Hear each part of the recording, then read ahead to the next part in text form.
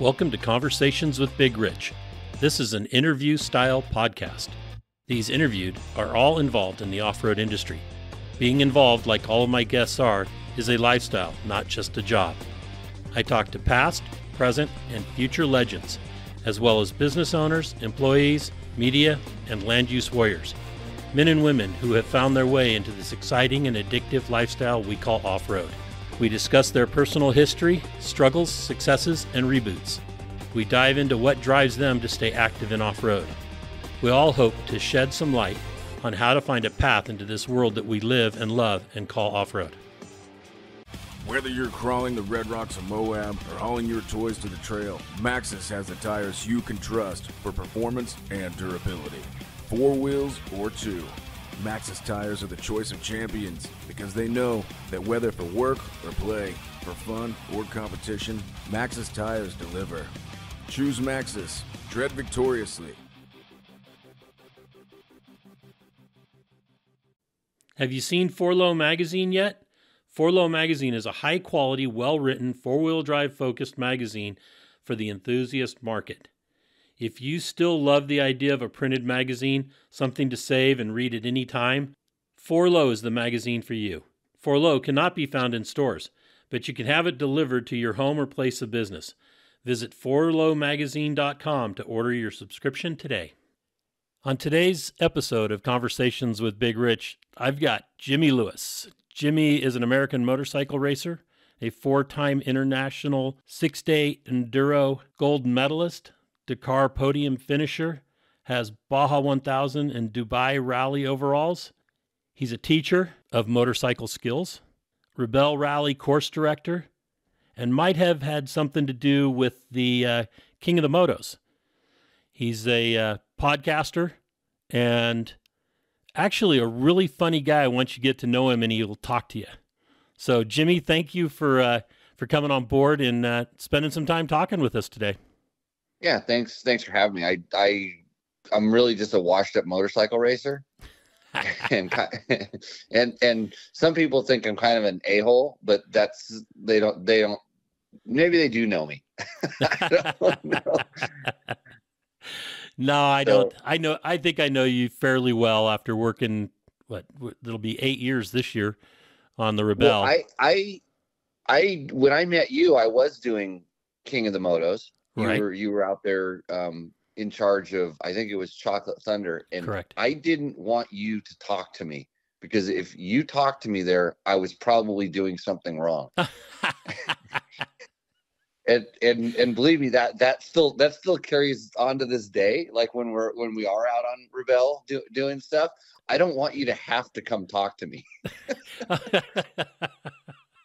Oh, don't worry about that. I'm just there to do what I'm told by yourself and whatever Emily wants me to do. That's what I do. I just do what my boss tells me. That's it. That's it. Okay.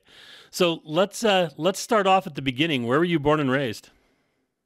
I was born in Ventura, California, and grew up there by the beach when I was in about 8 or 9 years old. My dad was a fireman, and he always had like other jobs, other things other than being a fireman. He wanted to be a rancher.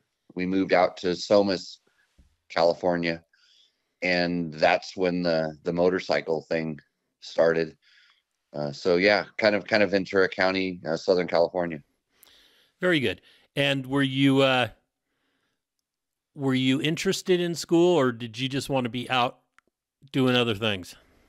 My only interest in school, I mean, I was always interested in learning stuff. Okay. But school, in reality, kind of bored me. But I was only interested in school because it kept the motorcycles coming. It kept I had to have a certain level of grades for my parents to allow me to ride the motorcycles. And that literally progressed into, I got good enough riding motorcycles to where I was, making like little contingency monies and things like this, and motorcycles sort of stopped costing us to race, to compete. But then it got to the point where I needed medical insurance. So I stayed in school for that reason more than anything, because I could live at home. And then my mom said, as long as I was going to school, I could live at home. And then I got medical insurance because of it. And so I managed to graduate college on that program. And what did you have a field of study? Yeah. So I took the path of least resistance. It was called communication arts. And so I learned how to basically, TV news production and edit, on 3/4 inch VHS and beta, on a Betamax. And we had a crazy machine that cost the school a lot of money that took 35 minutes to render a couple clips together and maybe do a fade or a wipe. It was back in the old days, I guess. Now my iPhone does more than I was ever capable of doing. Isn't that so true? It's amazing. I don't know how we ever got to the moon with technology that, with the Texas Instrument calculator had more processing power than what we had going to the moon. Yeah. Yeah. I mean, I'm fascinated by the exponential rate of just everything, just everything's gets, it goes so quick to where you thought was the future. And now we walk around with our magic rectangle in our hand that that consumes all of our time and does everything. Well, that's true. That's true. So growing up, not say in Ventura, but out there, I forgot the name of the town. Donuts, yeah. Okay. It was pretty rural, all farming community. Your dad decided to get into ranching, you said, or farming? Yeah, so he bought an avocado ranch, and just behind our property was just cattle. They ran cattle up in the hills, and so I kind of had unlimited, riding as far as I was concerned. When you there's a couple thousand acres behind your house, that's huge as a kid, and we were kind of a little bit free range kids. Once we got on our dirt bikes, we were able to kind of go ride around, and yeah, it was just from the first time I ever slammed my friend's motorcycle into the side of his mom's car, I knew what I was supposed to do with the rest of my life. There was no, there's no confusion. It was like, I like this a lot. So crashing into cars was considered what you wanted to do? Well, just riding. I had to lie. I had to lie to them, and I had to tell them that I knew, because I didn't have a motorcycle, but I wanted to ride it.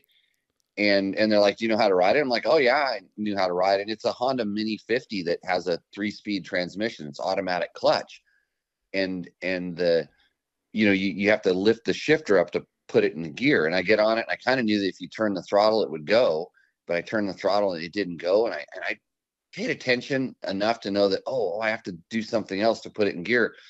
So like I clicked it up into gear, and then I turned the throttle and it didn't go any place.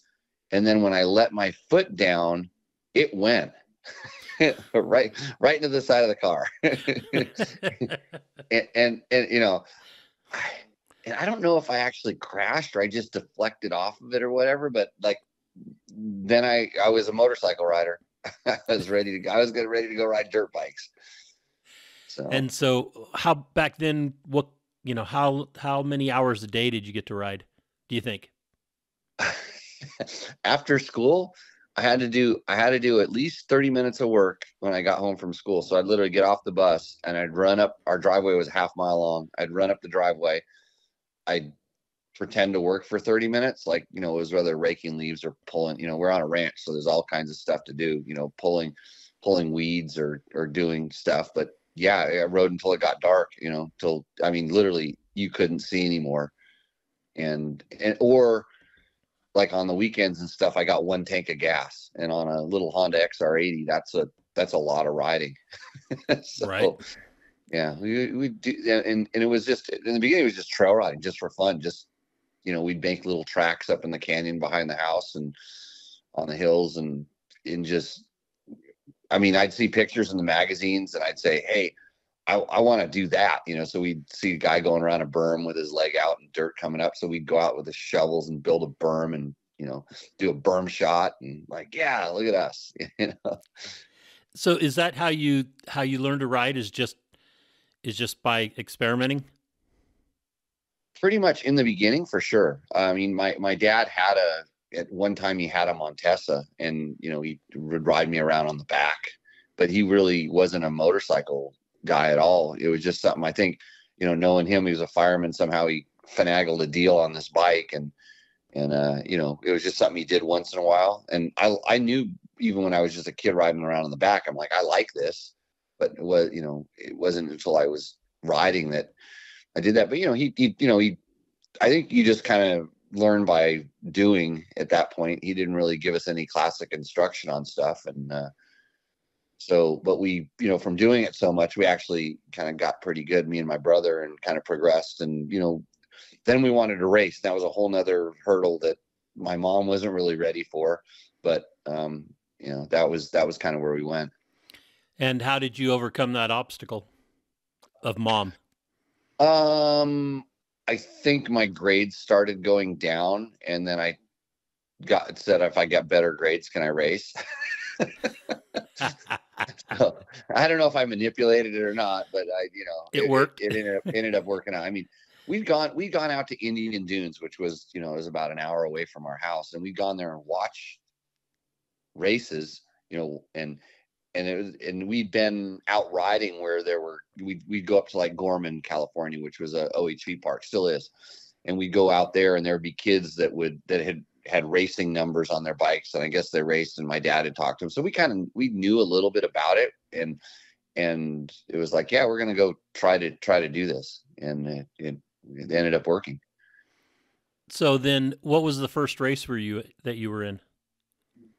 It was just a little, like a Friday night motocross at Indian Dunes, and they used to have this. It was super popular back in the early 80s, and yeah, so we just, I mean, I think, and the original deal was we were only going to race maybe once a month. It wasn't going to become a thing. It was just like we were going to race once a month. We went to Friday night motocross at Indian Dunes. We were back on Sunday at the other race that they had on Sunday. and then it just kind of spiraled from there. And I mean, I think, my mom really wasn't into it or anything, but my dad and my brother, we for sure, we liked doing it. We were pretty good, I guess, for 80 novices or whatever, we were getting trophies, and next thing you know, we're racing a series, and then you win a series and you get some handlebars or something like that. It was fun. It was really cool. And how long did you do that kind of racing? What was the, go ahead. Yeah, that was motocross. And, I progressed to, moved up to riding 125s. I kind of got to be a pretty fast, like we'll call it 80 intermediate. And then I grew a little bit. I wish I would have stayed on mini bikes a little bit longer, but I grew a little bit. We got a 125.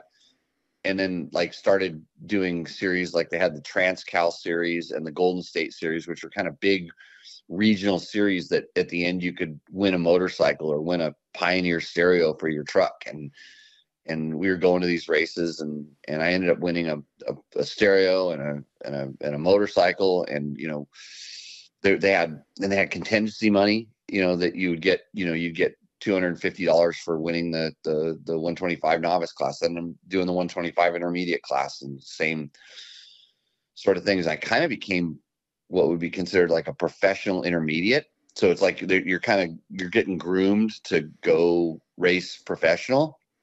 And I with motocross, I really stagnated there. I was doing really good, and I raced against a lot of guys that went on and made careers of it. The Mike Kudrowskis, the Jeremy McGraths, the Ryan Hugheses. These are all guys that I banged bars with in the 125 class and 250 intermediate class. But I started getting worse, and it sort of motorcycles were still fun to ride, but to race, not so much. Right. And then a couple of my friends that I knew, they did this off-road racing, this enduro. They'd go out and they'd ride enduros, and they'd tell me, it's like, oh yeah, we show up and we ride all day long. And I'm like, oh, you don't just sit and wait for your 4 or 5 lap race and go back and sit for another 2 hours and go. And they're like, no, you ride all day. And I'm like, I want to do this. so that kind of led me into the off-road arena. So was your brother mirroring you guys do, taking the same steps along the way?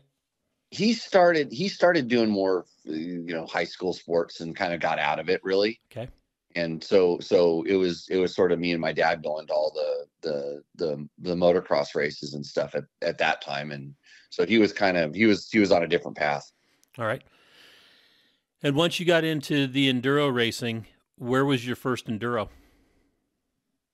It was out at Red Mountain, California, kind of in, one of those areas, those open areas that we use, Teagle Wash. And, okay. It was the Chaparrals, District 37 enduro.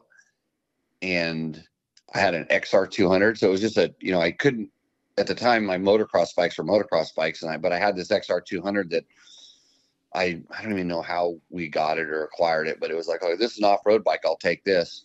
And I didn't really understand the format of an enduro, which is a timekeeping sort of thing. You're kind of prescribed speeds to go through sections. But I was still the fastest guy wins.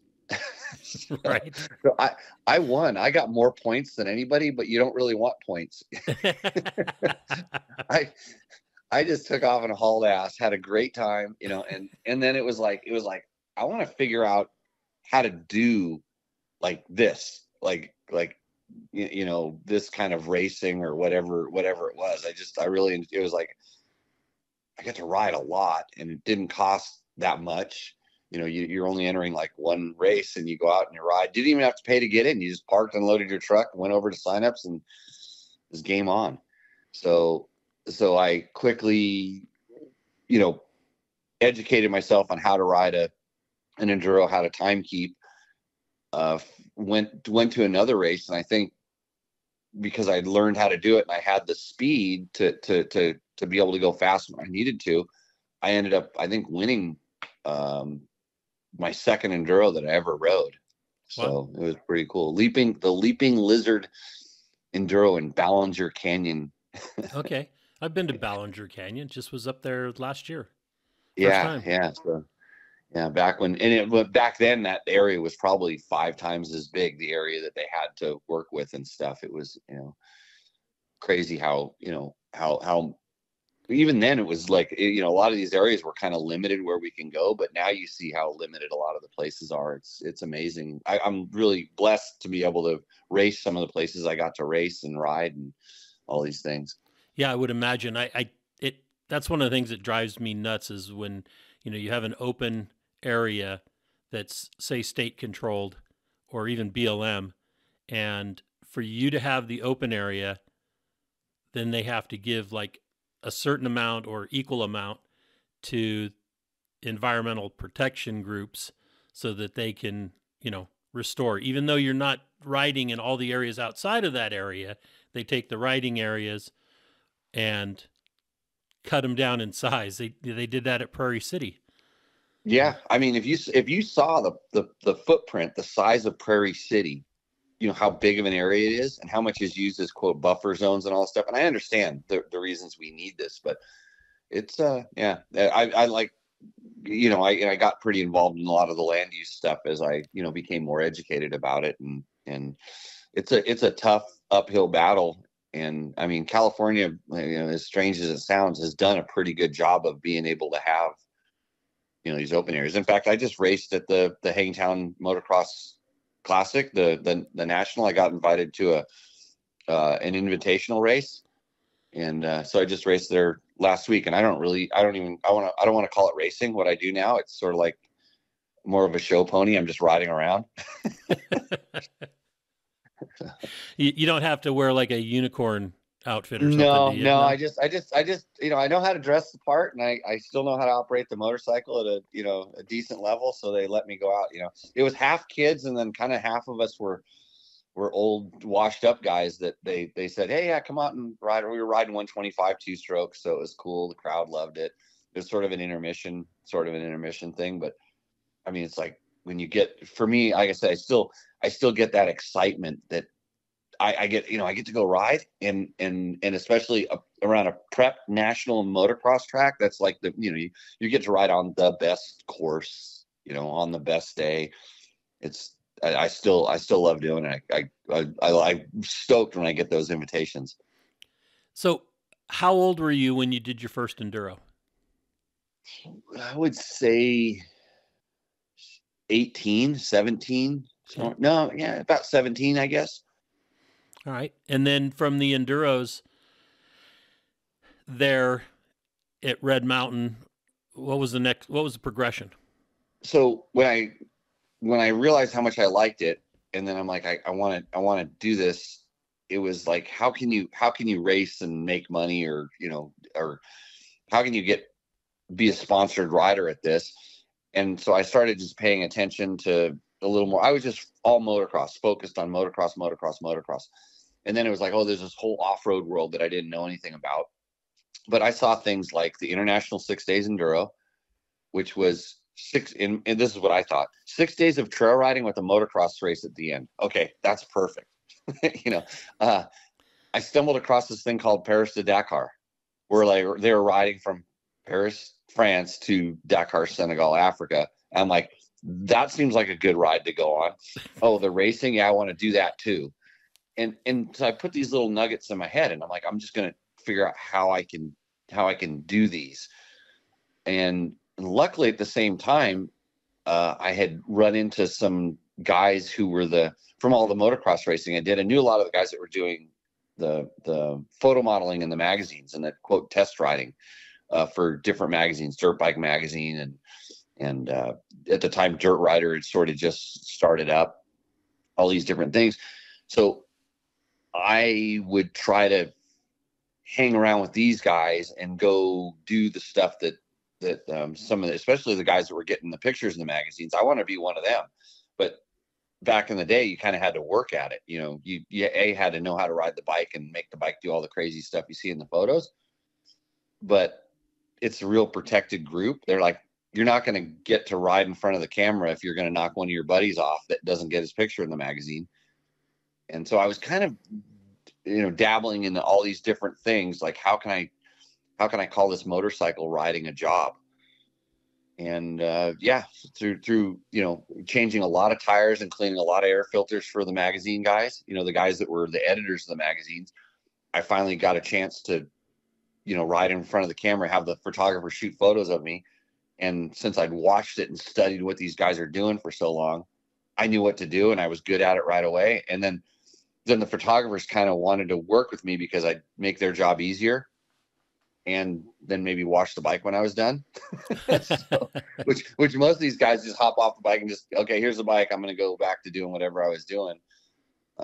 So yeah, I did that, and then started, concentrating on, okay, how do I get myself to, this ISDE, which was in the first year. I'm trying to think of the first year. I didn't make the team in the first year because my bike blew up at a race in Idaho, and you had to finish at least one day, and my bike blew up on the first day of a race in Idaho. So I didn't get to go, even though I was really good at it. I was, winning anytime that my bike didn't break, I'd pretty much win, but it only broke once. Right. So unfortunately.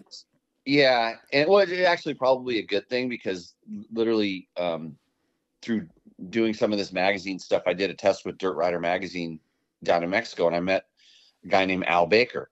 And Al was a famous racer in his time, was, won Baja, was heavily involved in the development of the Honda XR motorcycle line, and had a company called Al Baker's XRs Only. And we did this test, and the XR 250 at the time was more of a trail bike, but they kind of built one up to compete with some of the 252 strokes and all the other top of the line enduro bikes at the time. And when we did this test down to Mexico, they were timing us through this time section, and I was pretty fast on this XR 250, and kind of roll back to that enduro. Remember I told you I rode this XR 200? Right. So I had experience with XRs. In fact, I blew my XR 200 up more times than I care to admit, because I just ride the wheels off the thing to practice and to train. And so I was good on these bikes. I knew how to ride a 4-stroke at the time, which was kind of weird because everything was 2-stroke. Well, Al, I didn't even know who he was. He came up to me at dinner and said, "Hey, what's wrong with you?" I'm like, "What?" And this is Al. This is what I learned from him. He's like, everybody else said that XR 250 is a pile of shit and you hopped on it and kind of went fast. He's like, what's wrong with you? And I'm like, no, the bike's good. And I didn't know he was the guy that built it. I didn't know it was his company. And I said, no, it's like, it's a 4-stroke. It gets really good traction. And like when I let off the throttle, the compression brakes helped me set up for the turn. And yeah, the suspension isn't this. And I just went through and I broke down what the bike was doing, why it worked for me, where it could have been better, all this stuff like that. And anyways, he introduced, he says, hey, my name's Al Baker. And I'm really impressed with how you rode that bike. And do you want to race one at the ISE? I'm like, yeah. So he got me, it was my first, quote, factory ride or supported ride where somebody was giving me a motorcycle that wasn't mine. I didn't have to buy it, and helped me go to the races on the thing. And I did really well and actually went to the ISE, got a gold medal, finished second place in the 354 stroke class on a 250 motorcycle, which was kind of nutty at the time. And then, so racing trajectory was looking pretty good. Yeah. And how did it pick up from there? Did you stay with Baker? Well, I wanted to, and Al had all these big plans. He was going to build this company called Cross Countries Only, which, Al had really good foresight in where markets were going and stuff. And this is before the manufacturers actually built their own specific type cross country bikes. He was going to take their motocross bikes and modify them into cross country bikes and make kits for them. And he wanted me to be one of his main riders and do all that stuff. But unfortunately, he was severely injured in an airplane crash. Al liked planes, and I guess he flew planes like he rode motorcycles, which was pretty wide open, and clipped a power line out in Arizona. And so that sort of stymied that whole process. And yeah, so I mean, I'm still really thankful for to Al for this day for kind of just giving me that opportunity in the beginning. It was like I said, it kind of doing that, going over to Europe, racing there, opened up my eyes, and it's pretty cool. So with riding Baker's bikes, that's when you got to go to Europe? Yeah. That's the Yep. IS. Yeah. So I went to the ISE in 1989. It was in Germany, and I was on a club team, which is like kind of they have a trophy team and a junior trophy team. So those are the two big ones, and it's like the Olympics. So you're racing for your country, and then I was on a club team for the United States, and I was on a team with Danny Laporte, who was a 250 world motocross champion, right, and another guy from Southern California named Grant Plansky. And we were literally leading the club thing, which is actually, I didn't realize what a big deal it was at the time, but Danny was almost winning the 250, the regular class. And I was doing the small 4-stroke. And so we were doing really well. And then Grant had a problem with his bike or something. So it kind of moved us down in the standings. But so the next year I was kind of set up to be on the junior world trophy team, or the junior team is called, because I was still I was under 23, but I did so well. They actually put me on the trophy team, the main team, I think the next year. And we went to Sweden, I believe.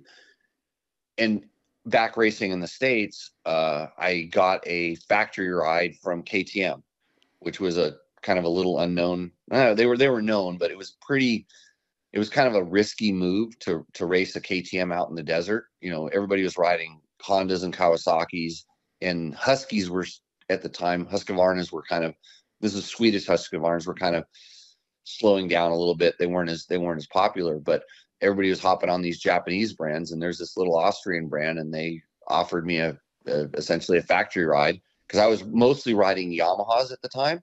Okay. And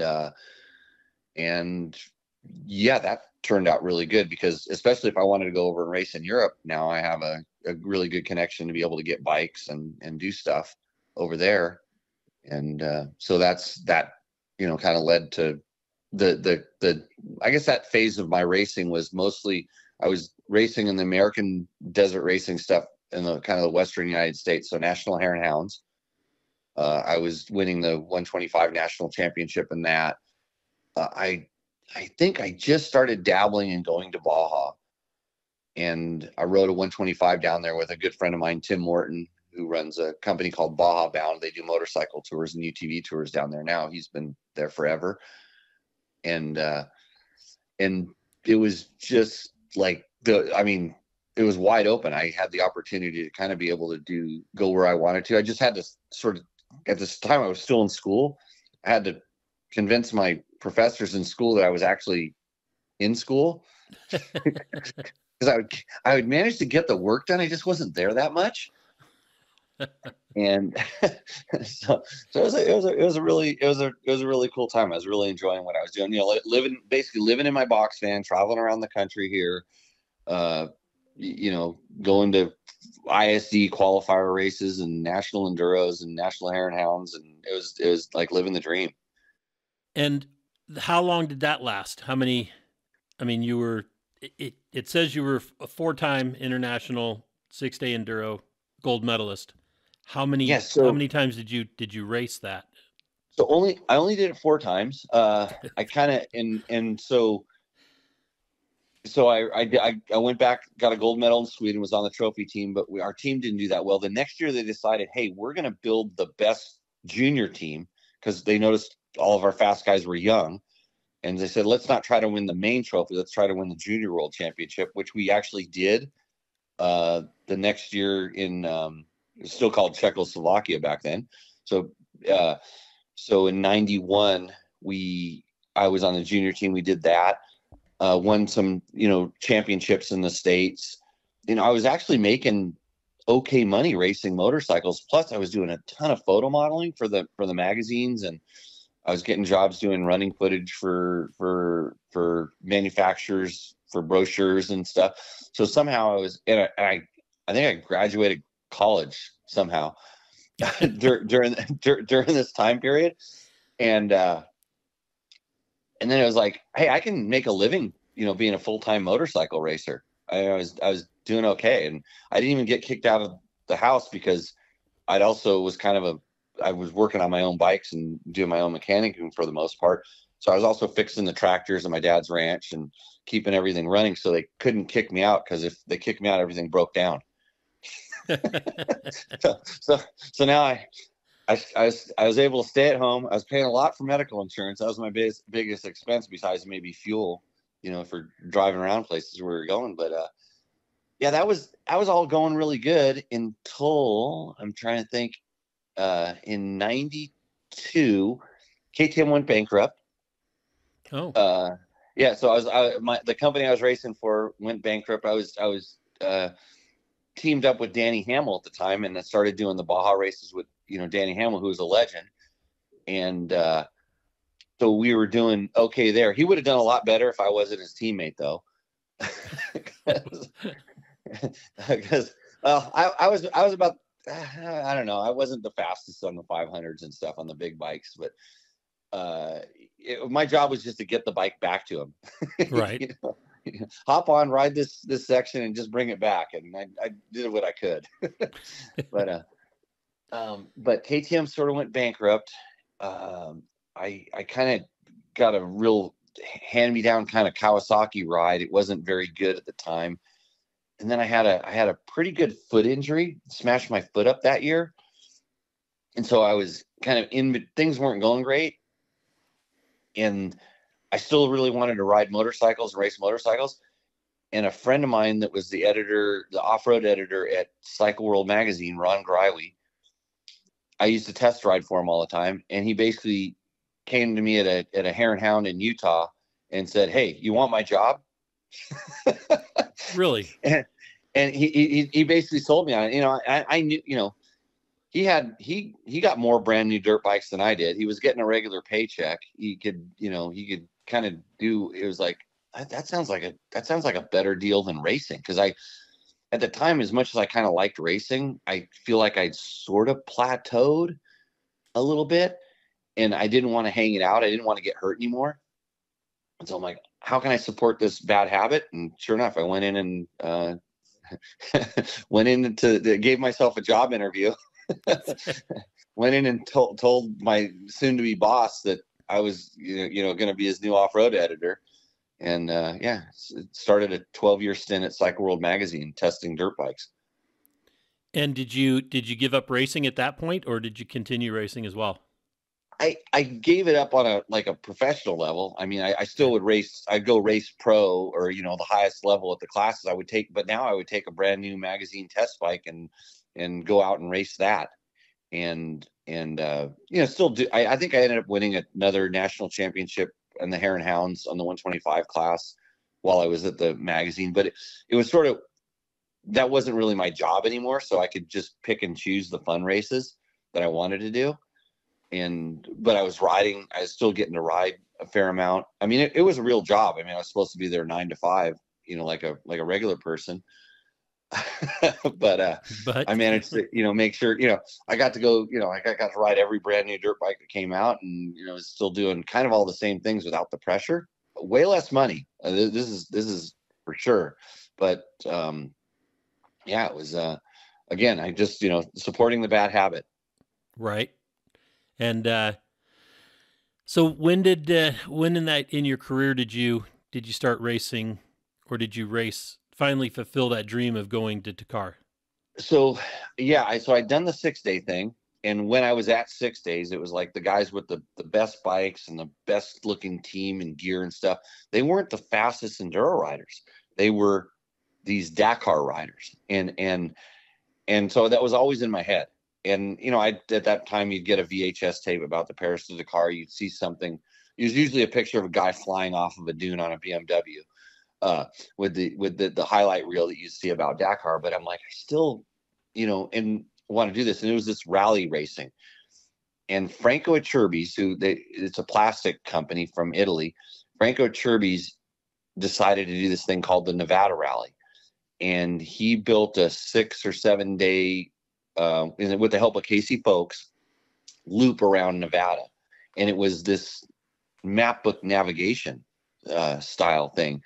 So I'm like, this is the way, this is how I'm going to get there. This is what I'm going to do. Cause they brought over a lot of European guys, and I'm like, I'm fast in this desert. I can beat these guys.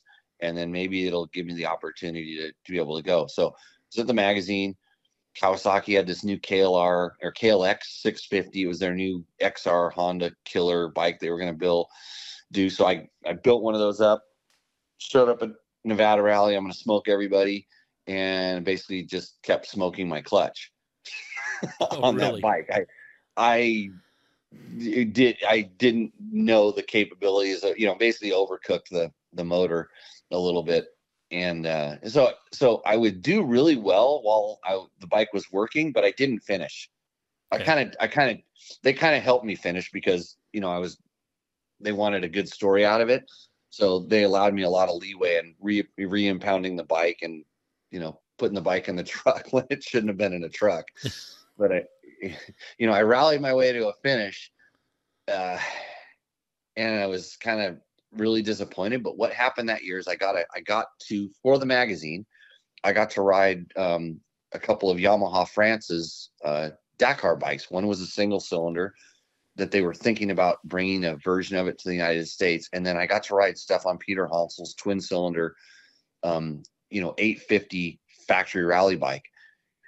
And it was interesting because I thought I was doing it for the magazine, more or less. That's what I was really doing it for, me. But they were using it as a tryout because they were looking for, quote, a water boy or Stefan Peter Hansel. Okay. And they're and it's another really helpful guy in my career is a guy named Eric Pinard, had kind of set this up. And I'd been trying to go to Dakar. I'd been figuring stuff out. Well, just through the mill, KTM heard that I got a tryout on the factory Yamaha. And all of a sudden now they're going, hey, well, we might be able to put something together to help you go and be able to go to Dakar. And so it was game on.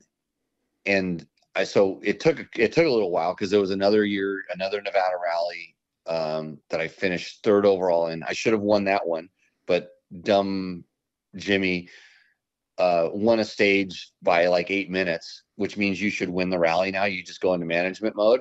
And no, I didn't go into management mode. I was going to win the next day, and I got myself a little bit lost, and then cattywampus, and then crashed, and then, bad. It wasn't a good showing. So I don't think that helped a lot of things along, but it kind of, like I said, it got the ball rolling, and through like kind of me being an American, and I went to, every time Dakar did a presentation out here, I would ride a bike to wherever it was in Nevada where I could find Hubert Royal, who was the race organizer for Dakar. And he kind of got to know me. And so between ASO and KTM and the fact that I was a journalist and they were looking for publicity for this Dakar rally in the United States, I managed to get to go in 96. Okay. And that was, I mean, like I said, dream come true. I'm able to go do this. And then I land over there and basically realize it's like, I don't know the first thing about what I'm doing. And so every day I learned something that basically saved my life, right until I almost died from dehydration because I got diarrhea. Oh. So yeah, pretty stupid. I mean, you want to talk about a novice rookie move. That was it. I was in the top 10. My bike was perfect. Everything on my body was perfect except for the exit. And I tell you what, when you have a bug in you, and I call it the welcome to Africa, your stomach's never going to forget you were here bug. You can't drink enough water to keep it down. And there was a day, it was 124 degrees in Mauritania. And, that was it. All my water was gone, and I was in a world of hurt. So it didn't go very well. So you didn't finish that race? I did not. No, I got a helicopter ride back to the bivouac and an airplane ride of shame back to the United States, and I was never going to go back because, I mean, I tell you what, the real Dakar begins when your Dakar ends. Like, getting out of that country was sketchy and difficult, and it cost me and my mechanic a lot of money to finagle flights out of Zurat, Mauritania. And but yeah, I was like, okay, that's sketchy, it's over. But then, 2 months later, you're sitting at home and you go, man, I have unfinished business. And this is where Danny Laporte rolls back into my life. Okay. Like, he as a world champion motocross guy can get a lot of money to go do Dakar, and he knew he really wasn't up to going and running at the front. But here's this kid that has enough of what it takes, that maybe with a little bit of help. So we were sort of an American team, and KTM wanted him and me back as Americans, and a little bit of exposure. And so the next year in 97, I was back there, kind of as we call it a real privateer rider.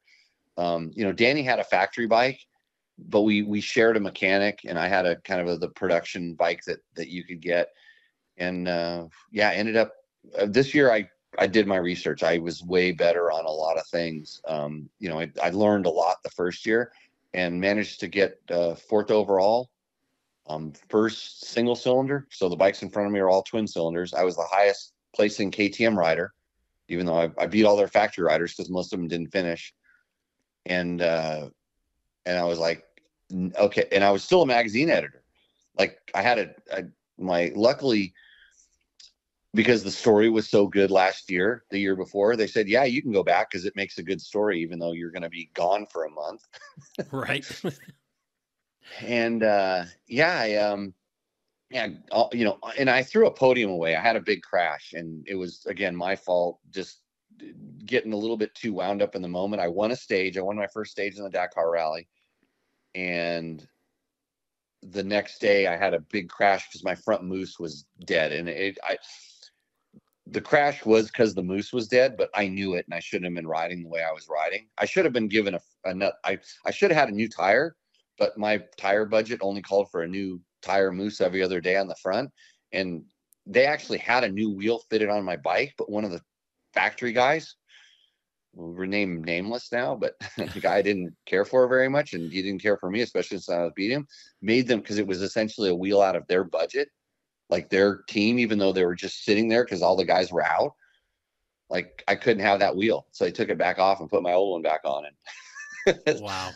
I had one of those crashes that you would make the highlight reel, but except there was no camera, where the gas tank came flying off the motorcycle. Jesus.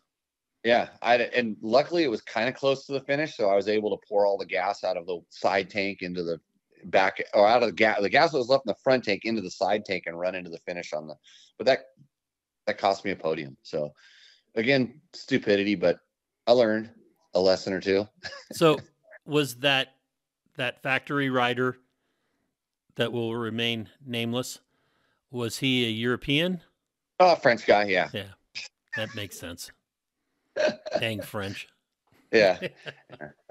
Nothing against him, but yeah, actually, I don't think it made, I don't think in the grand scheme of things, it made a whole lot of difference, third or fourth or whatever at that point. That was my first Dakar finish, and to finish that high and to do that well. And I'm like, okay, now I can go do this and be a factory Dakar rider. I've kind of achieved a place that I wanted to be. But what was interesting is I was a magazine editor, and I was not getting paid to go do these races. I didn't have a bonus structure in place. I wasn't on a salary. I was sort of a, Danny, I'm sure, had a pretty good setup to go do it, but it was, he gave me the opportunity to be able to go and do it, but it ended up costing me money to finish fourth overall, and all the other riders and stuff knew it, and they were pissed, and they didn't like that a guy that was riding for free was now getting in the way of their, big salaries and stuff like that. And so, and KTM like literally offered me a contract straight away for like very little money. And I'm like, no, I'm not gonna do this for free. Basically, I have a job and I like my job, and I'm just going to keep doing my job. And the next year, they literally had a bike on the ship going down to, or, it was in, I don't even know where it started, Granada, Spain or something like that.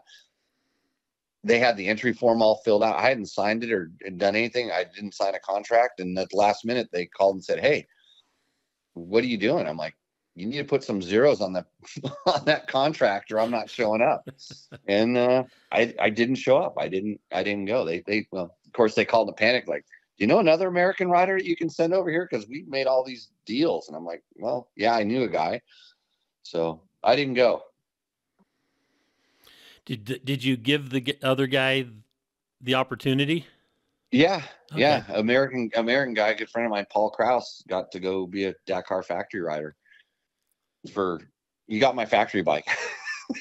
Without the zeros. Without the he probably, yeah. I know he did it for free. I guess he did it for free. But I mean, anybody would. I mean, that's just a dream opportunity. But at that point, it was like, look, I'm out there. I'd done my goal was to go finish Dakar. That was my goal. Now I wanted to go race Dakar, and I wanted to be a professional rally racer. Next, kind of next chapter, next thing. And at that point, it really does become a job. You train and you focus and you do all these things. So yeah, I expected to be paid. And in my head, I knew I was going to do really well. You never know, but I expected this. So I wanted to have a good bonus program and all that kind of stuff. And it just didn't, like I said, didn't materialize yet. And like when I say yet, because my good friend of mine, Johnny Campbell, who actually lived at my house at the time, needed a partner for Baja. And so in 98, we rode the Baja 1000 and ended up winning overall, beat the trucks and everything, which was on a peninsula run with 2 riders. That's a pretty good feat. Yeah. And so there was some, I was still relevant at that time, even though I wasn't, I went right back to being a magazine guy, not racing very much. But then BMW kind of came calling in 99, and they were they had these big, and I didn't really know it at the time. They had these big aspirations to come back into the rally with the Boxer, the twin cylinder bike. And they wanted to have a British rider and an American rider on those bikes, because those were the big markets for that GS, the BMW GS. And I went over and sort of did I thought I was doing a thing for the magazine where I was riding Richard Sank's single cylinder BMW rally bike for a magazine article, which I did a magazine article about riding the Dakar winning bike. But the whole time I'm riding, I had stopwatches on me. And then at dinner, I'm sitting with some of the guys in the team who I knew, and my buddy Oscar Gallardo was like, "Hey Jimmy, you ride the Boxer?" And I'm like, "What?" He's, "Oh yeah, you are the Boxer." And I'm like, "Huh?" And he starts telling me stories about he'd tested this twin cylinder bike because it was a single sided swing arm. He tells me stories about the wheel coming off and passing him up while he's riding it, and I didn't know much about this. I heard a lot of the stories afterwards, because when they found out I signed the contract, they think I'm nuts. But it was a really good contract, had plenty of zeros on it. I was happy. I actually remember calling Heather and it took a little while to figure it out, because they kept sending me contracts like, "Oh no, I'm a magazine editor. I can't race for you guys." And like, well, when they finally sent the contract, they asked me if I wanted to race, and I said no. They finally sent a contract. I saw the contract, called Heather, say, "Hey, there's a lot of zeros in this thing. I think I'm going to quit my job today." So luckily they wouldn't let me quit my job. They said, "Hey, BMW makes only street bikes. You're the off-road editor. You just test dirt bikes and go do this rally racing thing." And so it was kind of the best of both worlds. And frankly, the bike was amazing. It was a 100% hand-built factory bike for me. Any change I wanted, they made. And it was kind of the pinnacle. I finally got to be one of those guys that had the best bike and the best gear and on the team that everybody wanted to be on. I mean, it was super cool. That's awesome. And then how did you finish that year? They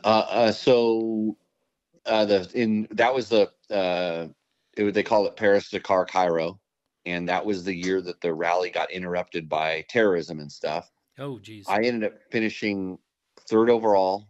And that was my best finish. Won a few stages, won the twin cylinder class. So I like to tell people I'm the only guy that's ever won the twin cylinder class and the single cylinder class, but not the overall. And they don't even have those classes anymore, so it doesn't matter. But BMW got the top 5 positions. Wow. That year. So as a team, it was really cool. And the unfortunate thing was I actually at one point during the rally had a I want to say it was up to like a 14-minute lead, because it was kind of during a stage I'd passed a lot of guys and got out front. And then I had a problem with the bike the same day that the we call it the rally got hijacked. We literally got stopped mid-stage, and it was kind of lucky in one way, because I had a problem with the bike which we had fixed, but I still lost a lot of time. But we weren't. If we had to ride the whole rest of that stage, it could have been worse. But it was real interesting. But the stuff they took out, and at the time I was the only twin cylinder bike like really in the rally. My teammate on the British guy, John Deacon, had crashed, and I don't know if he was out. Yeah, I believe he was out at that point. But the Tenerife Desert, which we were gonna go into, I remember the organizer Hubert Oriol going, "Jimmy, just wait to use the legs of the Boxer." And it was like these days, which I learned also in Egypt. There was places where my bike was 20, 30 miles an hour faster than any other bike in the rally. Wow. And there was plenty of places to use it. You're just riding across some seas and oceans of sand. And evidently, after we went out and we had to go to Libya to avoid terrorism. So there was some deserts that we missed in the Tenerife that he basically said there's 2 stages that were just the pure twin cylinder stages. Just it was just the road books were very small, just one direction, point and shoot. And so, but anyways, we went to Libya, rode through Egypt, got a podium. I was pretty happy. And then I was for sure going to win it the next year. And that didn't happen. The next year didn't happen? Or no, you the didn't next win year, it? the next year because it was kind of going away from these twin cylinder bikes. The organization was kind of a little worried about how fast they were and stuff. And so the next year they made the rally much more technical. And of course we didn't know this. I was again on the BMW factory team. We had 4 really high level riders on the twin cylinder bikes. And I had a crash on the 3rd stage or something. And it was a big one, a really big one. I really injured my wrists, but I kind of kept going. But it was at that point, like, I didn't realize how bad my wrists were, but I was over it. You know, it was like kind of like I've done, like I did ISD like 4 times, and this is my 4th Dakar. And I don't know if, you know, you put all your eggs into one basket and you can't achieve your goals. And really, I should have maybe put a little longer time frame on it. But yeah, it when I crossed the finish line, and I broke my collarbone on the last stage, just to add injury to insult. Jesus. Yeah, I finished the race with a broken collarbone, and I'm like, I'm done with this. I was kind of at that point, I think in my head I sort of retired from professional racing. So that was the end of your professional racing? Yeah, because it took me 2 years to figure out what was really wrong with my wrists, and I could have had operations on them, but I was going to lose a ton of mobility and things. And, you know, I kind of just rolled right back into being a magazine editor, you know, doing my motorcycle testing stuff and just sort of doing more stuff kind of for fun. We'd actually had started up the riding school at that point. So I was getting a little bit older. I don't even know how old I was at the time. I probably had a good, you know, 5 more solid years if I really wanted to put the work in, but my wrists weren't going to be right. And when I finally started trying to ride at a high level again, I realized that they didn't work. You know, they didn't work properly, and it was kind of risky, because what happens is that some nerves get pinched, and then my hand opens up. And if you've ever landed on a motorcycle with a high impact and your hand opens up, it's not a good thing. Right. Generally bad things happen. And I don't like getting hurt. I don't like going to the doctor. And so I'm like, I'm going to ride at a level that's safer, which means no more racing. Right. Okay. So I started, if I raced, the way I'd like to put it is I ride the race. I don't race the race. Okay. That makes sense. You're not the first one to the crash. Right. I still don't want to crash. And the reason I don't want to crash is like, I mean, I want to go faster, but I just don't want to have to go to a doctor or not be able to ride tomorrow. That's the hard part. I get it. I totally get it. So then after your racing career, professional racing career stops because of the injuries, you go back to the magazine editor job, and you got the school going. At what point did you meet Heather? You mentioned Heather earlier. That's your wife.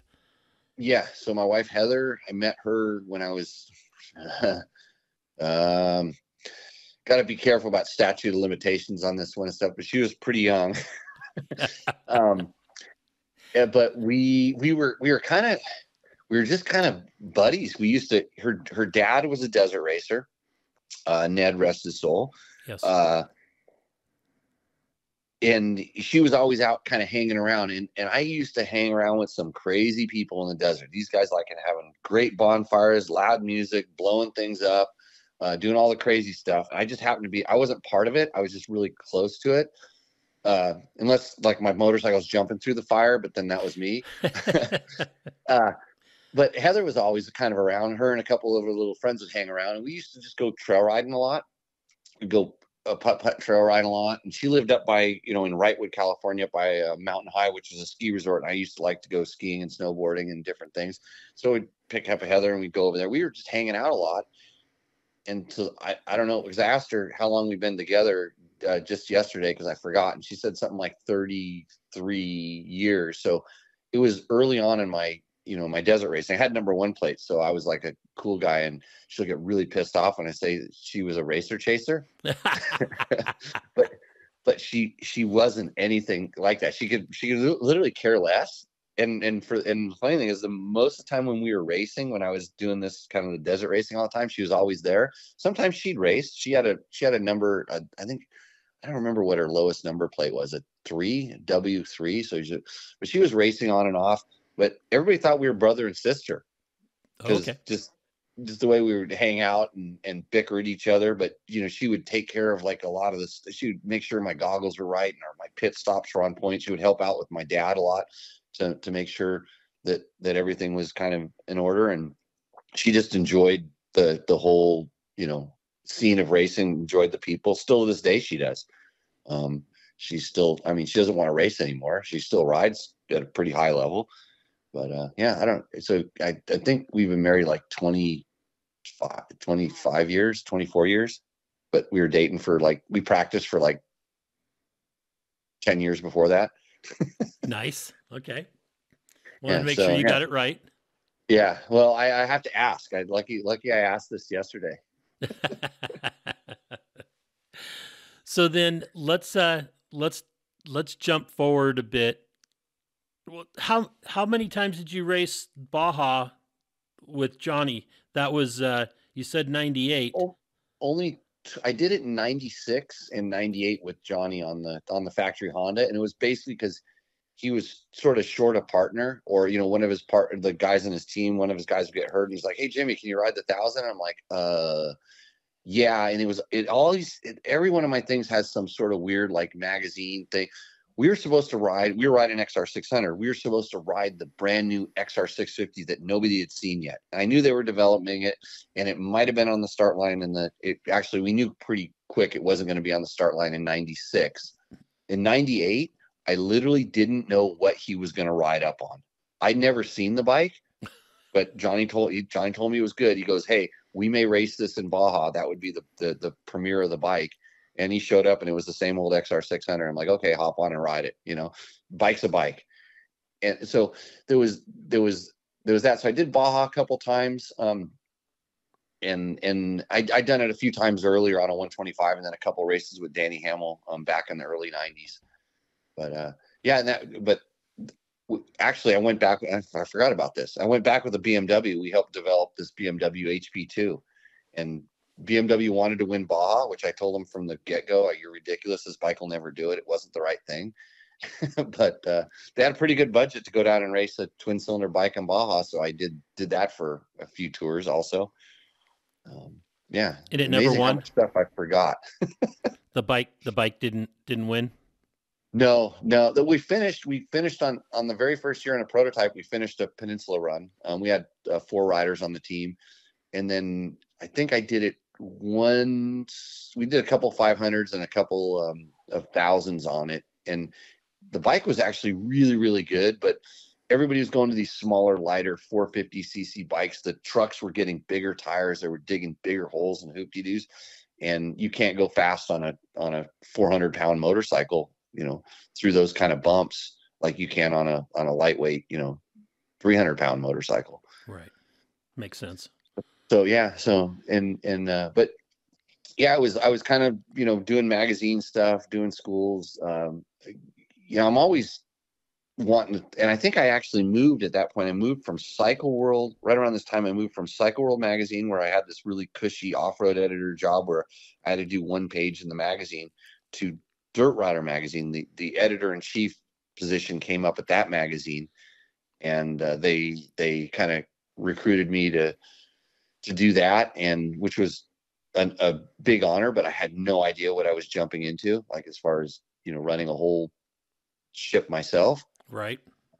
Which from 1 page to all the pages.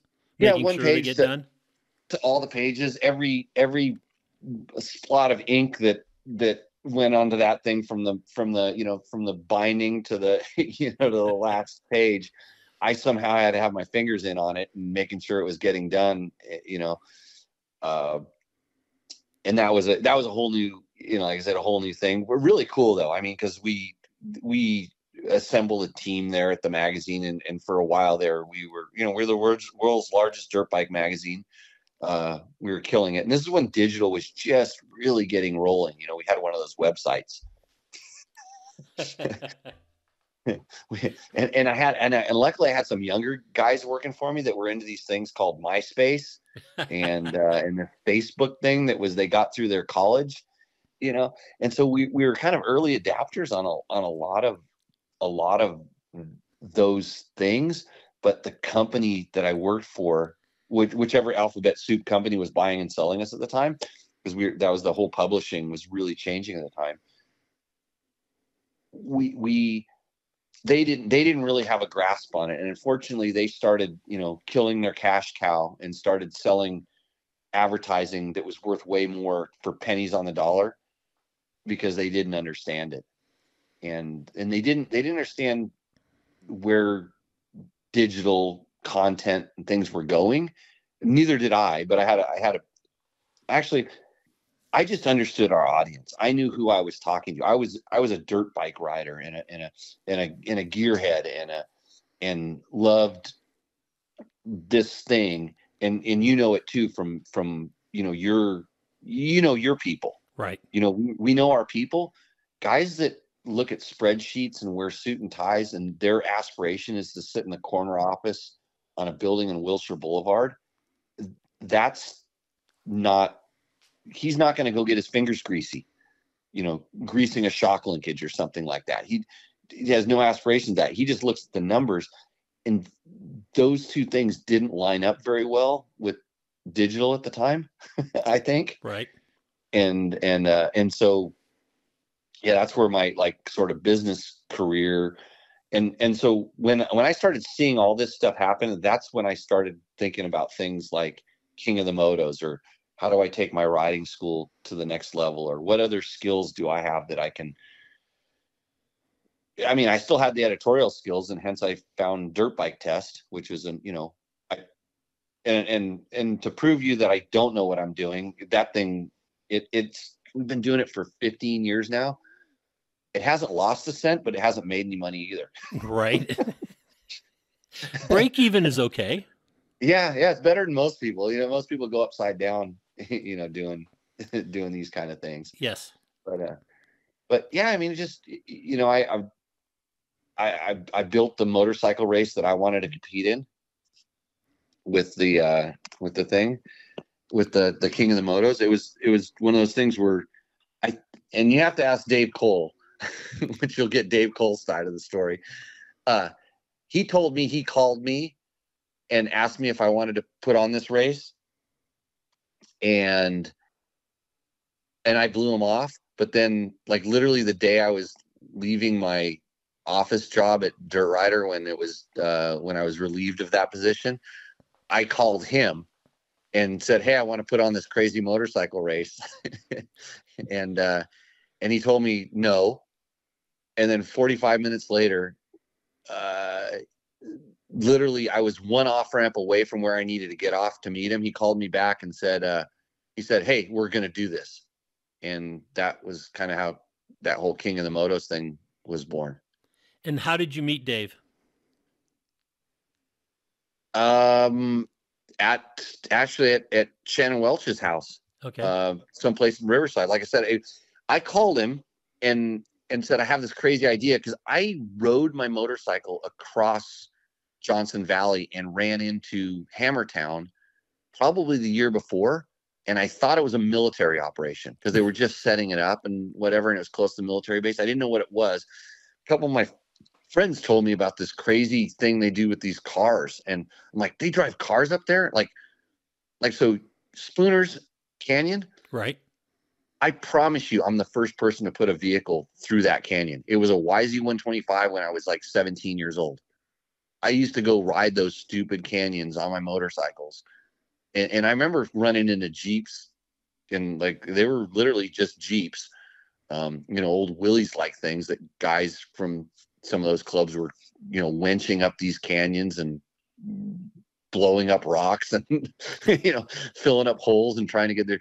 So I'd been riding there, and it was like, and my friends knew this, and they're like, yeah, they have this big car race. And so there was a lot of, it was meant to happen kind of in a strange way. But yeah, I met Dave at the thing, told him where I knew where a motorcycle could go. He thought I was crazy. He said he'd like to see it. And that was, we managed to finagle it in with his permits, within the constraints of his permits, to be able to get the first race in. And he threw up a bunch of money, and we got some good riders, and rest is history. Yeah. And I don't think those riders that showed up had an understanding of what you had set up for them. Am I correct on that? Well, the first one was invitational. Dave basically, Dave had about 5 or 6 of his friends that wanted to ride it. And then he gave me the opportunity to put like 30 other guys or something in. And so I sent out at the time, some emails, put a little bit of stuff on some social about, hey, we're going to do this. This is the purse, do you want to do it? And nobody knew what to expect, but there was definitely a wide range of guys signed up, and it had a lot more desert back then, because we basically ran the Ultra 4 course, and I threw in just a couple little extra credit sections for the motorcycles. But I remember guys coming up, I don't think we completely filled up our thing, and there was no entry fee, just show up. And I remember I was sitting there at the sign-up table. I think it was probably with Shannon or something. Guys coming up, it's like, hey, I have my motorcycle. It's like, how hard could this be? And I'm like, oh, it's going to be hard. And they're like, well, how? Well, like, explain it to me. The classic guy is like, dude, I just did the Baja 500. I mean, how much harder it could be? And I looked at him straight in the face, and I said, my start will be harder than the entire Baja 500. And he just went, yeah, right. Where do I sign up? I remember seeing this guy, his bike smoking, and just bent his disc rotor and stuff, halfway up my start line, halfway up this little hill that we did at the start, which is now a little hill. It's not a big deal. And I said, Baja 500, huh? So, yeah.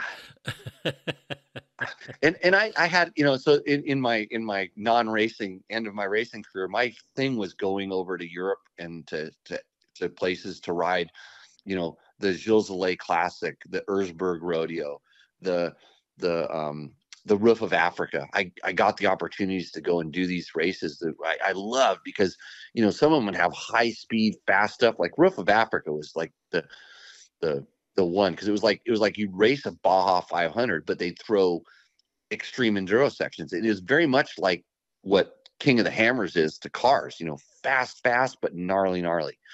And that was it was like, I want to make a race like that. I want people to get to experience this.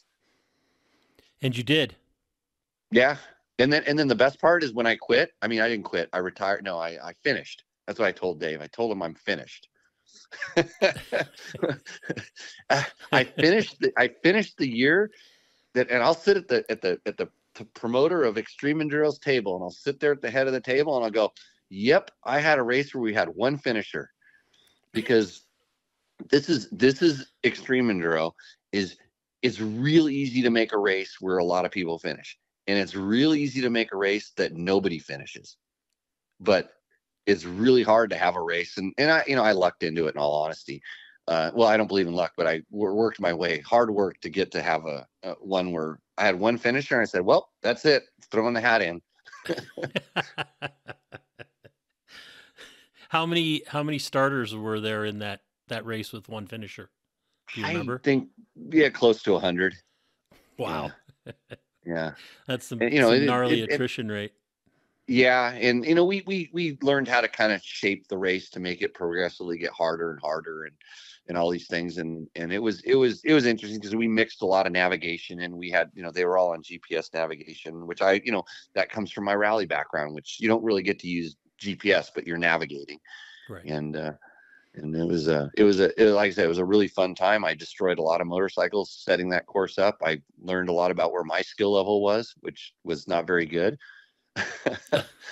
and yeah, just and rolling on to the next chapter, that's where I met Emily Miller for Rebelle Rally. Okay, that's where you met Emily. That was my next question. Yeah, so it was, and well, I love it when somebody comes up and says, "Hey, Jimmy, I have a stupid idea." And Emily knew me from doing King of the Motos. I didn't really know of her at the time, and she just said, "I have this stupid idea I'd like to run by you." And she told me the idea of the Rebelle Rally, and I said, "Man, that's a great idea. You'll never be able to do it." She's like, "Why?" And I explained why, with land use and my experience with doing cross country, trying to permit things and stuff like that. And she goes, "No, I'll handle that. I can figure out a way around that." And I mean, not in a cocky way or anything. I said, "Well, good luck." Right. That's motivation for her, though. Yeah. Well, I have the same problem. People told me I could never do Dakar or, win the Baja 1000 or any of that stuff. Race motorcycles for a living for Lisa. But yeah, she calls up a couple months later and she goes, "We're doing the Rebelle Rally." And I'm like, "What?" And she goes, "Yeah, I want you to be the course director." Because I gave her kind of an idea of where she's like, "Well, where could you go if I wanted to start here and finish here? Where could you go?" And I go, "Oh man, you go." I think I went back to my truck, because I always have maps, right? Went back to my truck and pulled out a California and a Nevada book, and I just started with my finger going, "Oh, you go here, this is really cool. You go here, here." She goes, "You can go all those places?" I'm like, "Oh yeah, we can go here, or we can go over here. You don't like that one? Let's go here." And then I guess I was a good fit for a course director. There you go. I know that I remember that first year very well. That's probably the one that's burned into my memory the most, because not only it was so new, it was on paper how it was going to work, which rarely equates in a first-time event to how it actually works. And we were throwing a lot of challenges on that first one. Oh yeah. I didn't understand. I mean, I didn't understand exactly how it was going to work either. I mean, I understood it. I understood in concept how it was going to work, but because we're permitting routes that we're not even going to use just in case someone goes the wrong way. And trying to explain that to land use agencies and different things. And okay, we're not for speed. We're in street legal vehicles and all this stuff that really does make sense. It was such a cool, I mean, to have that, like that whole concept, and to figure this, what Emily's done with that has just been, amazing. It was the event for me was literally life-changing. Just watching the women go out and do stuff that they didn't think they should be doing, maybe didn't think that they were capable of. And with that, but just adding the whole navigation level to it was super cool. Yeah. And it's, for me, it's watching the development, the girls that have been, the women that have been on the team, that have been competing for a number of years, they understand what they're getting into. They've got it dialed. But watching the new teams come out that they may have gone through some trainings. They may have watched, all the footage that's available, talked to everybody they could, but they have no idea what's actually going to happen to them. Yeah. Yeah. Kind of like the whole crew and competitors on the first year. Yeah, exactly. Yeah, exactly. So, chasing rogue cars out through the desert, Rich. Oh yeah. for hours and days. Yeah, with semi-spotty communications, whether we were going through cell phone networks or early satellite stuff, or yeah, but that's what's cool about that staff, and then that whole event is just, it's like everybody's there to adapt and make it happen, and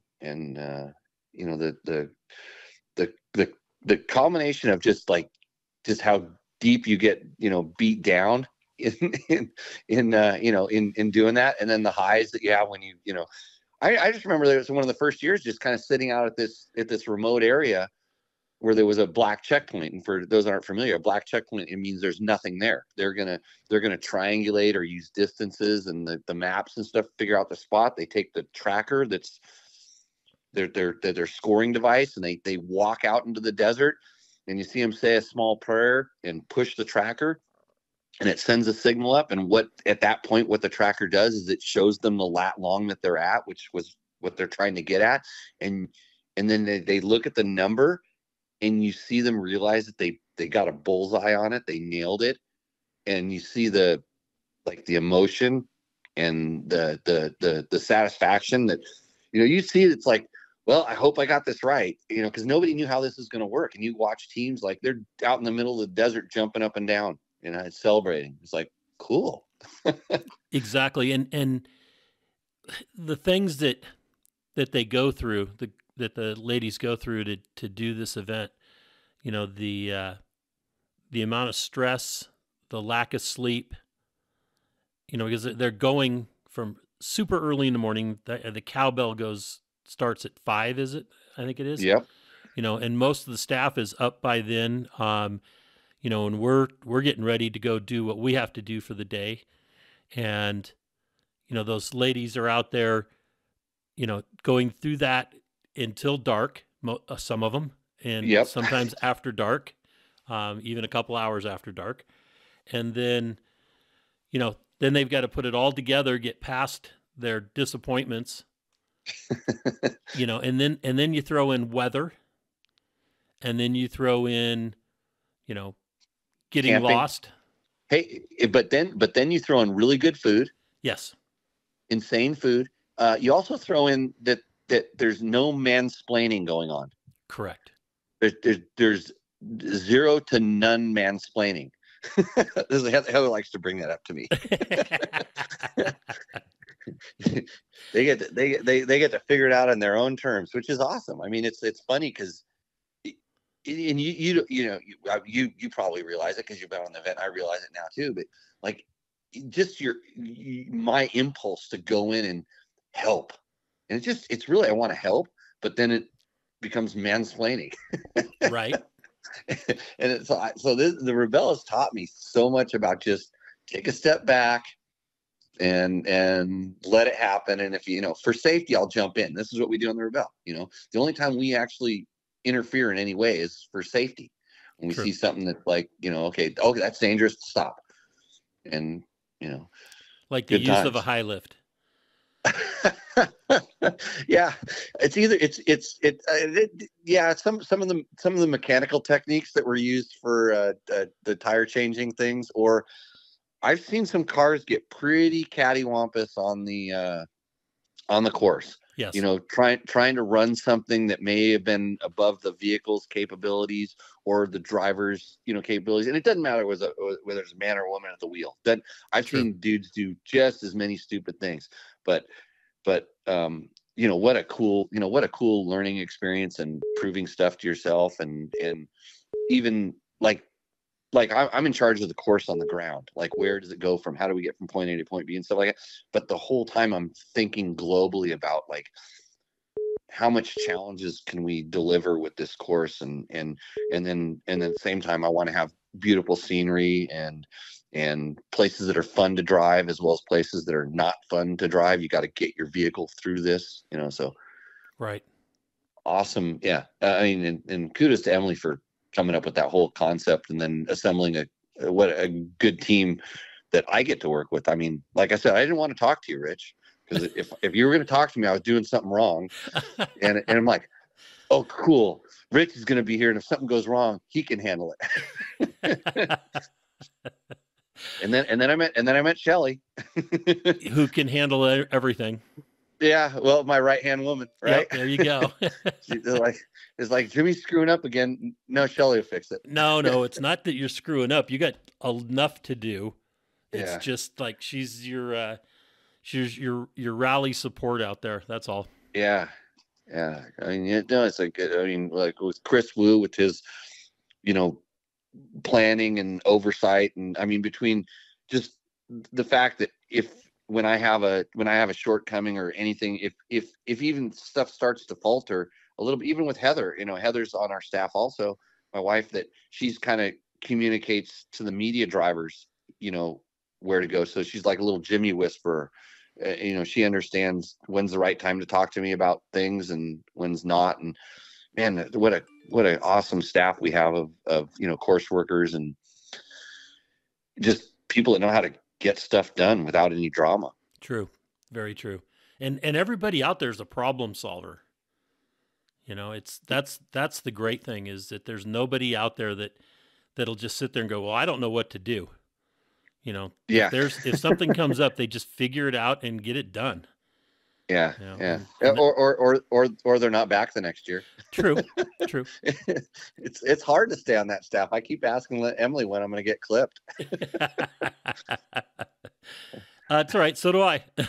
Yeah, right. So I'm looking forward to this year. That's for sure.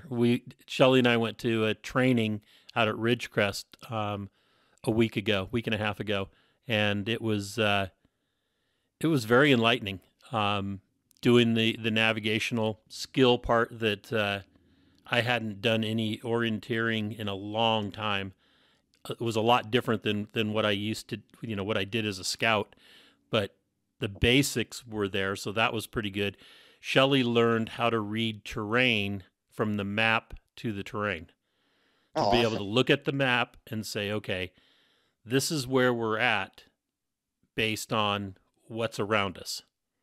Yep. And that was big for her because she can do the math and she can figure all that out. But, looking at the map and then going, looking out the windshield and saying, okay, this is where we're at, was something that was difficult for her. And she's gotten much better at that. We ran, when we went to pick up all the blues on Sunday after the ladies had run the course, the training course or the test course, we had, I just sat there as the driver and said, okay, where am I going?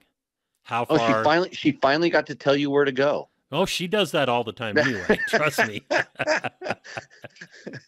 Yeah. But we hit 3 out of the 4 just dead on. Yeah. Nice. Yeah. That's in the cool thing about that event. And like, for those that are listening, you do a little research on the Rebelle Rally. Just take a little time to see what it is. And of course, if you're a guy, you can't do it, but your wife might want to do it. And it's so cool. But now that you've had that little bit of training, wait until you watch in the morning when they're all doing their maps and plotting their points and stuff like that.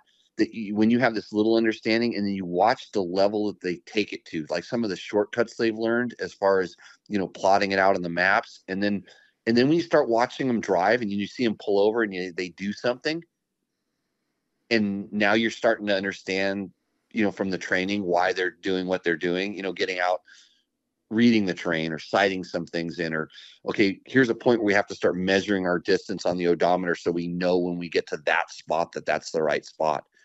It's pretty cool. It's a real unique event and format. I agree. I agree 100%. So the school's going good? School, yeah. I'm still, we do it in the cooler months of the year out of Pahrump, Nevada. We still do a little bit of private stuff here and there. Our rally training stuff for the Dakar style, we'll call it rally raid stuff is kind of, I've picked up a few more people on the 4-wheel side that have started to do some of the programs. Ricky, I'm actually at Ricky Brebeck's house right now.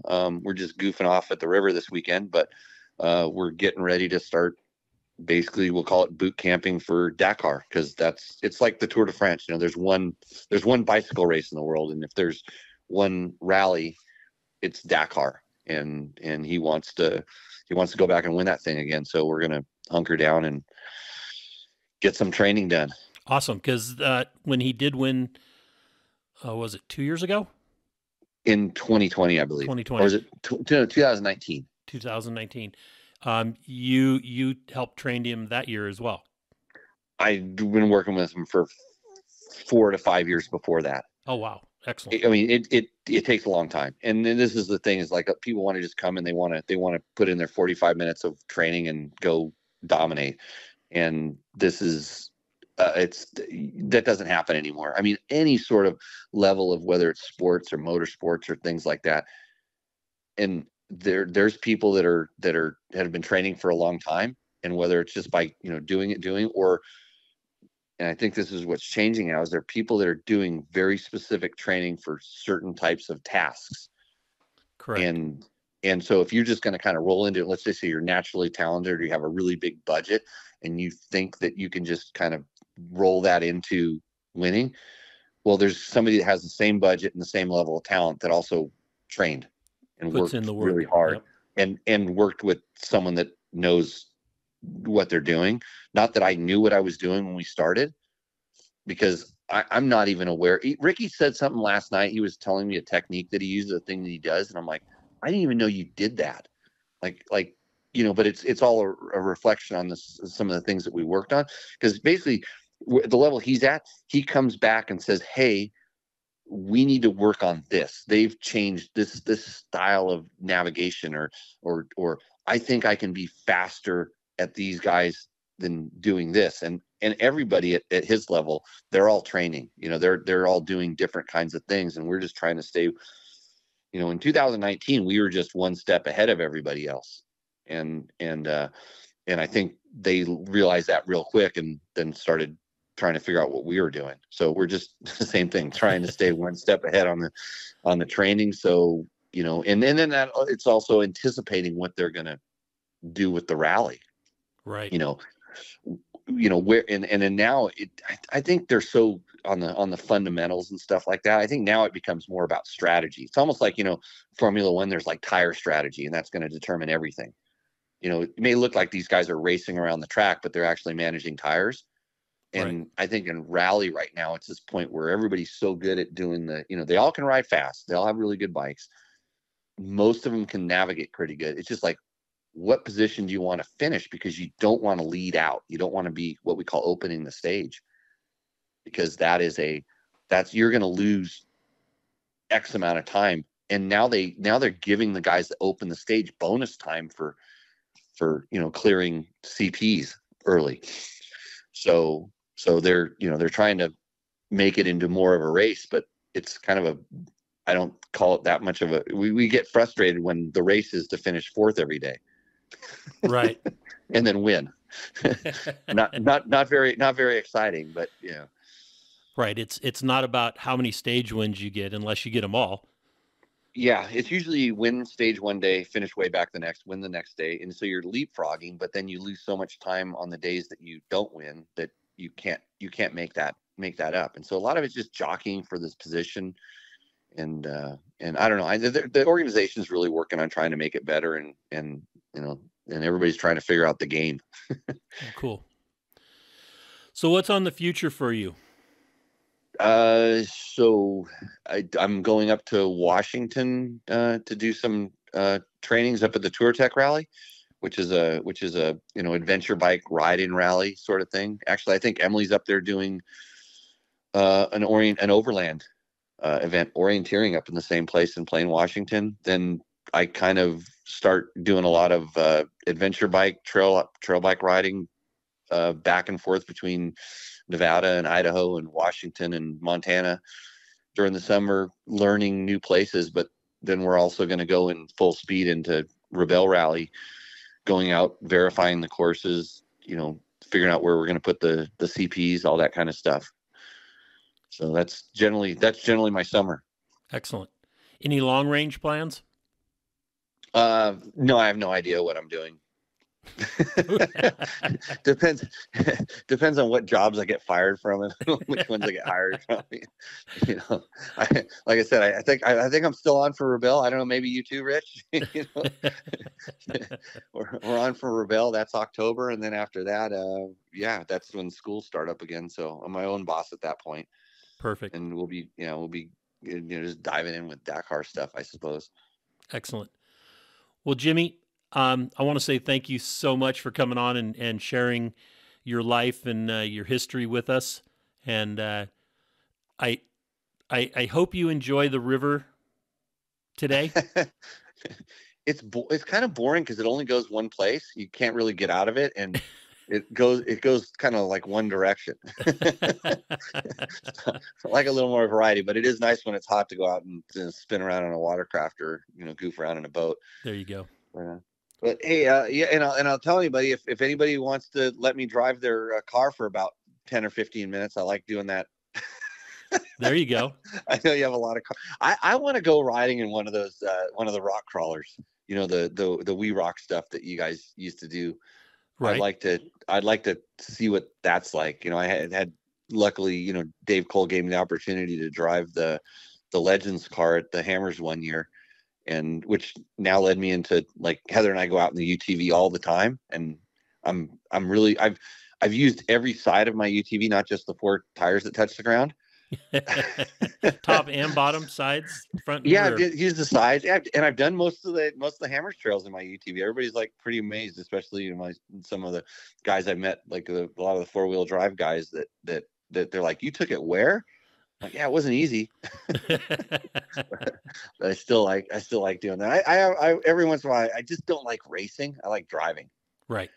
So I can drive fast for 15 minutes, and I get bored, and I want to just enjoy it.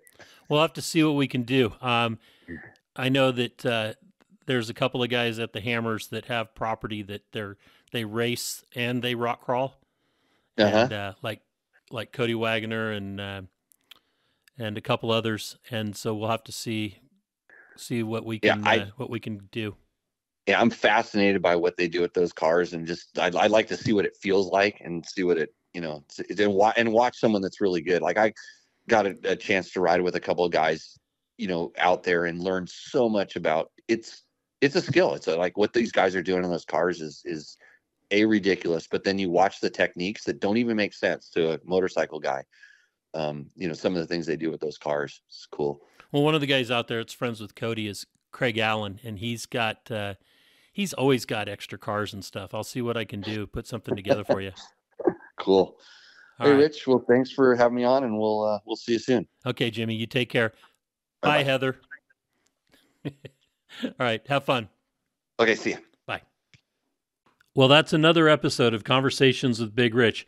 I'd like to thank you all for listening.